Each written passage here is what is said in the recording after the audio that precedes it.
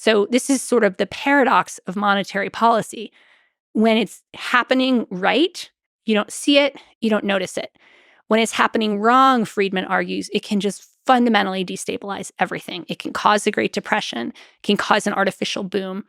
And so he's taking monetary policy at a time when most economists think it's completely irrelevant and saying this is the central game of the economy.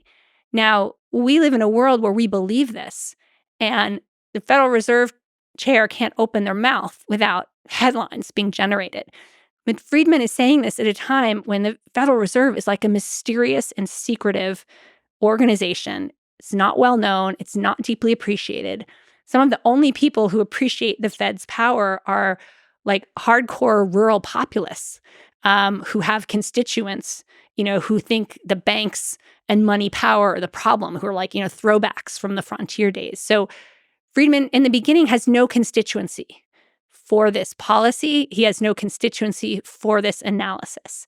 And so just going back to summarize monetarism, it's using the quantity theory of money to analyze the macroeconomy. It's proposing a policy of slow and steady growth in the money supply. And then it is arguing that inflationary episodes, when they emerge, are profoundly driven by changes in the money supply, not by anything else.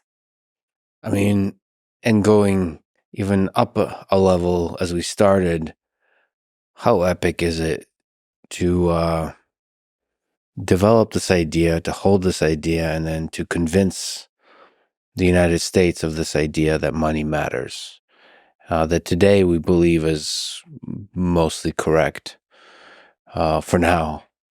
Yeah. And so like just this idea that goes against the experts and then eventually wins out and drives so much of the economy, the most powerful economy in the world. So fascinating. Yeah. So, I mean, that's a fascinating story. And so what happens is Friedman has advanced all these ideas.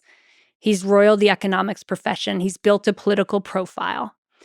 And then he becomes the head of the American Economics Association. And he is asked in that role to give a presidential address. And so he gives his presidential address, December 1967.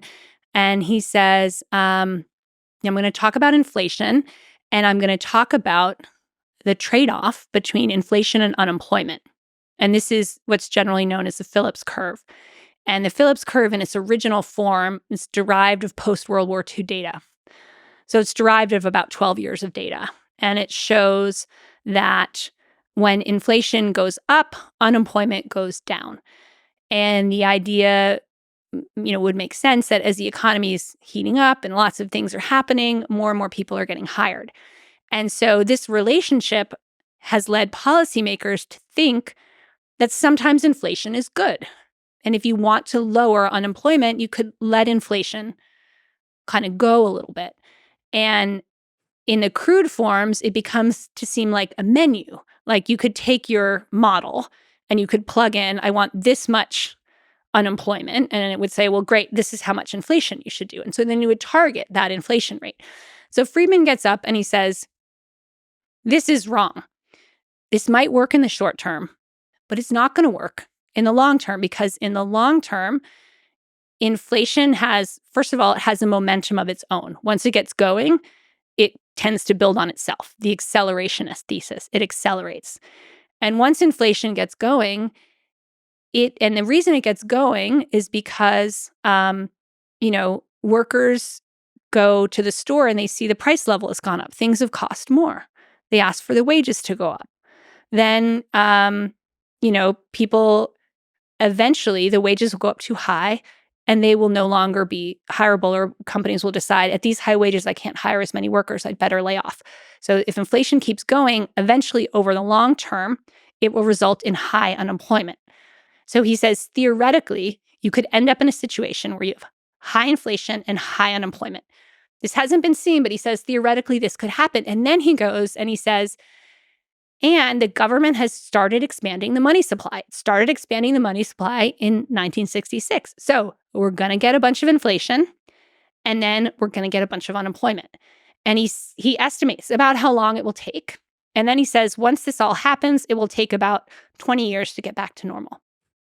And he predicts the stagflation of the 1970s. stagflation of the How 90s. gangster is that for an economist to do that? Again, against the mainstream belief represented by the Phillips curve. Yeah, and what really makes it happen is that many of the economists who most deeply dislike Friedman and most deeply dislike his politics in the 1970s, as they're running their models, they start to say Friedman's right. They start to see in the data that he's right. And a very parallel process happens in Britain. Britain is going through a very similar sort of burst of spending, burst of inflation. And so Friedman is vindicated in this very profound way, in the way that he himself said would be the ultimate vindication, which is my theory should predict. So that prediction of stagflation is really the sort of final breakthrough of his ideas, and also, their importance to policy, and to thinking about how we should intervene or not in the economy, and what the role of the Federal Reserve is, because he's saying the Federal Reserve is incredibly powerful. And finally, people start to believe him. And I don't know if we said, but to make clear, stagflation means high unemployment and high inflation, which is a thing, like you mentioned, was not seen before. Yeah. And he predicted accurately. And it also disproves the sort of the relationship, the inverse relationship between unemployment and inflation. Yeah. Now, I should say the Phillips curve is still out there. It's been expectations augmented, and it is relevant in the short term. But Friedman's warning is still very much apt that if you get too focused on unemployment, you can let inflation out of the bag. And so until very recently, the Federal Reserve's tradition has been focusing on inflation, believing that's fundamental and that will keep unemployment low, rather than trying to lower unemployment at the cost of raising inflation.